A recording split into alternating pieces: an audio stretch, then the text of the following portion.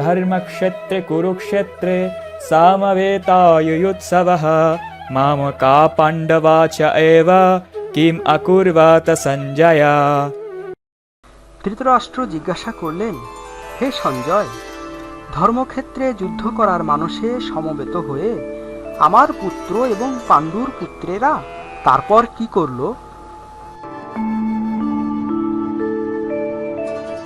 এই শ্লোকে ধর্মক্ষেত্র শব্দটি খুবই তাৎপর্যপূর্ণ, কারণ কুরুক্ষেত্রে যুদ্ধক্ষেত্রে ভগবান শ্রীকৃষ্ণ অর্জুন তথা পাণ্ডবদের পক্ষ ছিলেন।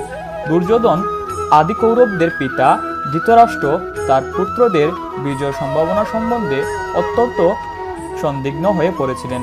দ্বিধাগ্রস্ত চিত্তে তাই তিনি সঞ্জয়কে জিজ্ঞেস করেছিলেন, আমার পুত্র ও পাণ্ডুর পুত্রেরা তারপর কি করল?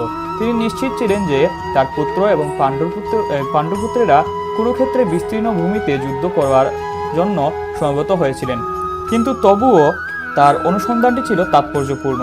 তিনি চাননি যে পাণ্ডব ও কৌরবদের মধ্যে কোনো আপোষ মীমাংসা হোক, কিন্তু তিনি চেয়েছিলেন যুদ্ধে তার পুত্রদের ভাগ্য সুনিশ্চিত হোক। তার কারণ হচ্ছে কুরুক্ষেত্রের পুণ্যতীর্থে এই যুদ্ধের আয়োজন হয়েছিল। বেদে বলা হয়েছে কুরুক্ষেত্র হচ্ছে অতি পবিত্র স্থান, যা দেবতারাও পূজা করে থাকেন।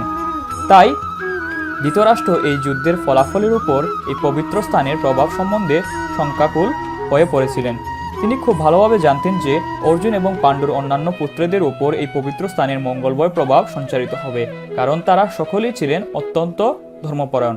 সঞ্জয় ছিলেন ব্যাসদেবের শিষ্য, তাই ব্যাসদেবের আশীর্বাদে তিনি দিব্যচক্ষু প্রাপ্ত হন, যার ফলে তিনি ঘরে বসেও কুরুক্ষেত্রের সমস্ত ঘটনা দেখতে পাচ্ছিলেন। তাই ধৃতরাষ্ট্র তাকে যুদ্ধক্ষেত্রের পরিস্থিতি সম্পর্কে জিজ্ঞাসা করেন।